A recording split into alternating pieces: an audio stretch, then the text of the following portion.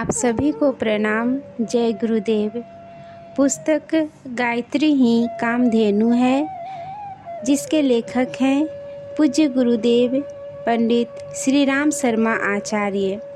आज हम सभी इस पुस्तक में पढ़ेंगे महापुरुषों द्वारा गायत्री महिमा का गान। हिंदू धर्म में अनेक मान्यताएं प्रचलित है। विविध सिद्धांतों के संबंध में परस्पर विरोधी मतभेद भी हैं, पर गायत्री मंत्र की महिमा का एक ऐसा तत्व है जिसे सभी शास्त्रों ने, सभी संप्रदायों ने, सभी ऋषियों ने एक स्वर से स्वीकार किया है।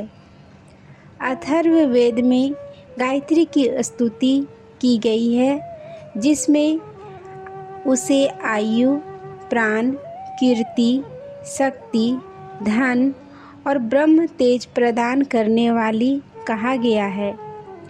विश्वामित्र का कथन है, गायत्री के समान चारों वेदों में कोई मंत्र नहीं है। संपूर्ण वेद, यज्ञ, दान, तप गायत्री मंत्र की एक कला के समान भी नहीं है। भगवान मनु का कथन है, ब्रह्मा जी ने तीनों वेदों का सार 3 चरण वाला गायत्री मंत्र निकाला। गायत्री से बढ़कर पवित्र करने वाला और कोई मंत्र नहीं है। जो मनुष्य नियमित रूप से 3 वर्ष तक गायत्री का जप करता है, वह ईश्वर को प्राप्त करता है। जो द्विज दोनों संध्याओं में गायत्री जपता है, वह वेद पढ़ने के फल को प्राप्त करता है। अन्य कोई साधना करे या ना करे, केवल गायत्री जप से ही सिद्धि पा सकता है। नित्य 1000 जप करने वाला पापों से वैसे ही छूट जाता है जैसे केचुली से सर्प छूट जाता है। जो द्विज गायत्री की उपासना नहीं करता, वह निंदा का पात्र है। योगी राज याज्ञवल्क्य कहते हैं, गायत्री और समस्त वेदों को तराजू में तौला गया। एक ओर 6 अंगों सहित वेद और दूसरी ओर गायत्री को रखा गया। वेदों का सार उपनिषद है, उपनिषद का सार बृहत्तियों समेत गायत्री है। गायत्री वेदों की जननी है, पापों को नाश करने वाली है। इससे अधिक पवित्र करने वाला अन्य कोई मंत्र स्वर्ग और पृथ्वी पर नहीं है। गंगा के समान कोई तीर्थ नहीं, केशव से श्रेष्ठ कोई देव नहीं, गायत्री से श्रेष्ठ कोई मंत्र न हुआ है न आगे होगा। गायत्री जान लेने वाला समस्त विद्याओं का वेता है और श्रेष्ठ श्रोत्रिय हो जाता है। जो द्विज गायत्री परायण नहीं, वह वेदों का पारंगत होते हुए भी शूद्र के समान है। अन्यत्र किया हुआ उसका श्रम व्यर्थ है। जो गायत्री नहीं जानता, ऐसा व्यक्ति ब्राह्मत्व से च्युत और पापयुक्त हो जाता है। पराशर जी कहते हैं, समस्त जप, सूक्तों तथा वेद मंत्रों में गायत्री मंत्र परम श्रेष्ठ है। वेद और गायत्री की तुलना में गायत्री का परला भारी है। भक्ति पूर्वक गायत्री जपने वाला परम मुक्त होकर पवित्र बन जाता है। वेद, शास्त्र, पुराण, इतिहास पढ़ लेने पर भी जो गायत्री से हीन है, उसे ब्राह्मण ना समझना चाहिए।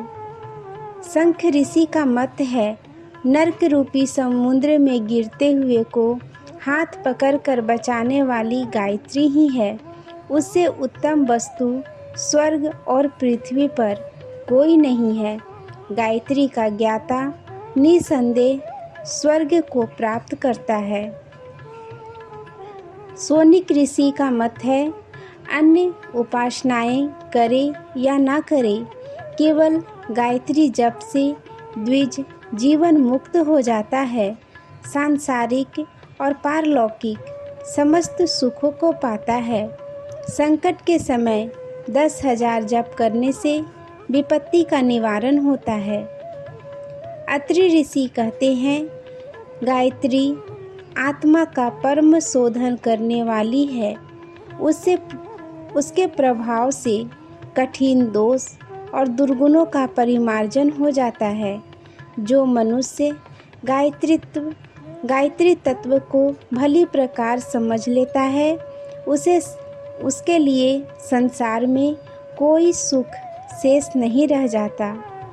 महर्षि व्यास जी कहते हैं, जिस प्रकार पुष्पों का सार शहद, दूध का सार घृत है, उसी प्रकार समस्त वेदों का सार गायत्री है।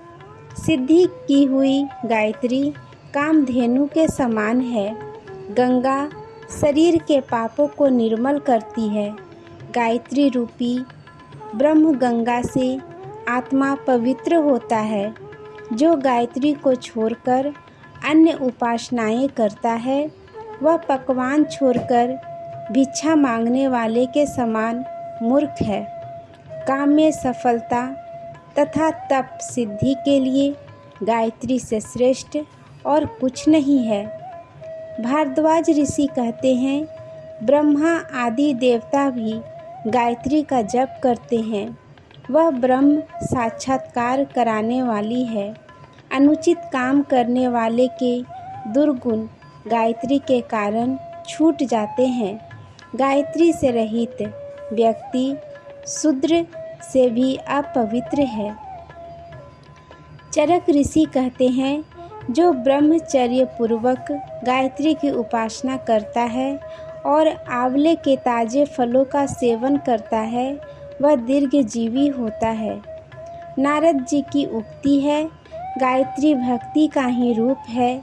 जहाँ भक्ति रूपी गायत्री है, वहाँ श्री नारायण जी का निवास होने में कोई संदेह नहीं करना चाहिए। वशिष्ठ जी का मत है, मंदगति, कुमार्गामी और अस्थिरमति भी गायत्री के प्रभाव से उच्च पद को प्राप्त करते हैं। फिर सद्गति होना निश्चित है। जो पवित्रता और अस्थिरता पूर्वक गायत्री की उपासना करते हैं, वे आत्मलाभ प्राप्त करते हैं। गौतम ऋषि का मत है, योग का मूल आधार गायत्री है। गायत्री से ही संपूर्ण योगों की साधना होती है। महर्षि उद्दालक कहते हैं, गायत्री में परमात्मा का प्रचंड तेज भरा हुआ है। जो इस तेज को धारण करता है, उसका वैभव अतुलनीय हो जाता है। देवगुरु बृहस्पति जी का मत है, देवत्व और अमृत तत्व की आदि जननी गायत्री है। इसे प्राप्त करने के पश्चात और कुछ प्राप्त करना शेष नहीं रह जाता। और श्रृंगी ऋषि की उक्ति है, ज्ञान विज्ञान का आदि स्रोत गायत्री है। जो इसमें है, उससे अधिक संसार में और कुछ नहीं है। उपयुक्त अभिमतों से मिलते जुलते अभिमत प्रायः सभी ऋषियों के हैं। इससे स्पष्ट है कि कोई भी ऋषि अन्य विषयों में चाहे आपस का मतभेद रखते रहे हों, पर गायत्री के बारे में उन सब में समान श्रद्धा थी और वे सभी अपनी उपासना में उसका प्रथम स्थान रखते थे। शास्त्रों में, धर्म ग्रंथों में, स्मृतियों में, पुराणों में गायत्री की महिमा तथा साधना पर प्रकाश डालने वाले सहस्त्रों श्लोक भरे पड़े हैं।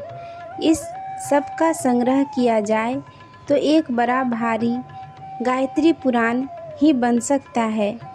आज के लिए यहीं तक।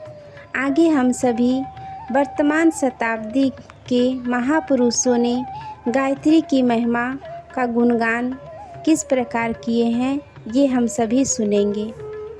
जय माँ गायत्री।